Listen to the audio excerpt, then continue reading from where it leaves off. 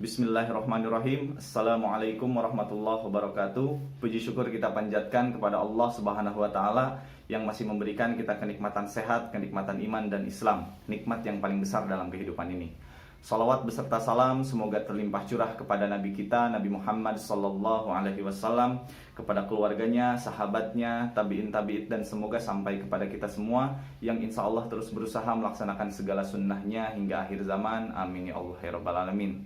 Baik, untuk anak-anak kelas 12 MIPA 1 sampai MIPA 7 bertemu kembali dengan Bapak di mata pelajaran PKWU Prakarya dan Kewirausahaan. Sekarang kita sudah sampai pada submateri D, yaitu media promosi produk kerajinan untuk pasar lokal. Kita akan mengenal apa pengertiannya, jenis-jenis promosinya seperti apa ya.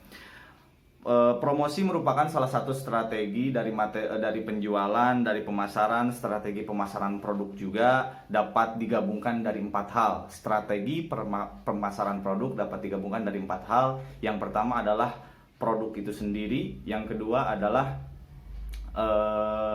price atau harga. Yang ketiga adalah place atau tempat. Yang keempat adalah promotion atau promosinya. Jadi 4 hal: produk, price, place, dan promotion. 4 hal itu yang menentukan strategi pemasaran kita ya. Jadi dalam menentukan penjualan kita bagus atau tidak hanya digantungkan dalam 2 hal. Tidak hanya digantungkan dalam kualitas produk atau harga yang tepat pada pasar sasaran, tapi kita juga harus bisa memiliki tempat yang strategis yang bagus dan media promosi yang tepat juga ya, seperti itu. Lanjut.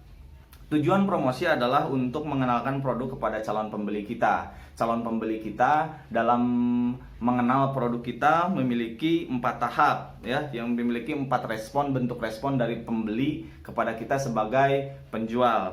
Pertama adalah perhatian, attention. Apabila pembeli memiliki perhatian yang bagus kepada produk kita, maka itu menjadi tahap awal yang bagus. Itu yang pertama, attention adalah perhatian. Yang kedua adalah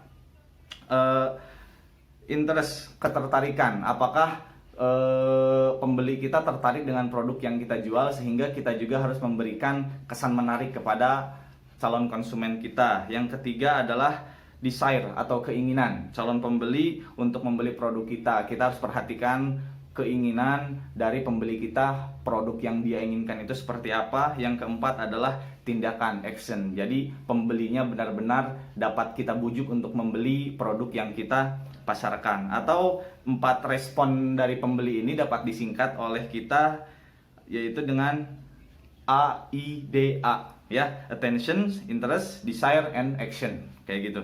Selanjutnya adalah media promosi. Media promosi dapat dibagi menjadi 2 bagian, yaitu yang pertama above the line disebutnya, dan yang kedua adalah below the line. Yang termasuk ke dalam above the line, media promosinya adalah seperti iklan di media cetak, di radio, poster. Itu termasuk kepada above the line. Sedangkan untuk below the line, kalau sederhananya seperti kalau model-model pakaian dengan fashionnya, atau kita kalau buku dan barang-barangnya dengan bazar, itu termasuk ke dalam below the line. Tetapi di masa sekarang juga banyak promosi-promosi melalui media digital yang lebih canggih, online atau melalui secara websitenya, memanfaatkan sosial media yang lebih beragam lagi ya.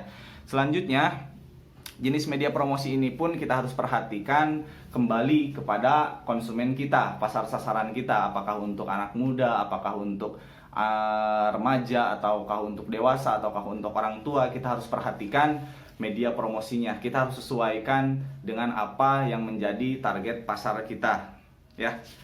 Lanjut, yang ke E sekarang. Bagian E adalah penjualan sistem konsinyasi, yaitu produk kerajinan untuk pasar lokal. Apa yang dimaksud dengan sistem konsinyasi? Sistem konsinyasi ini adalah bagaimana kita menjual produk kita, yaitu dengan dititipkan di toko orang lain, dititipkan di sebuah tempat dengan melakukan perjanjian hitam di atas putih dengan surat perjanjian. Dalam hal perjanjian ini dinamakannya, kalau kita sebagai pemilik barang disebut adalah konsinyor.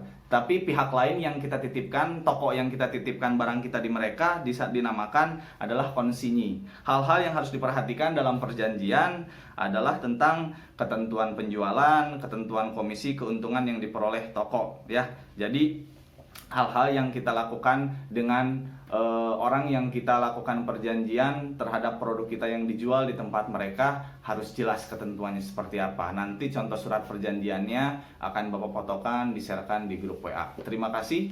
Hari ini dengan Bapak cukup sekian. Mohon maaf masih banyak kekurangan. Seperti biasa, silahkan catat, fotokan, kirimkan di grup. Terima kasih. Assalamualaikum warahmatullahi wabarakatuh.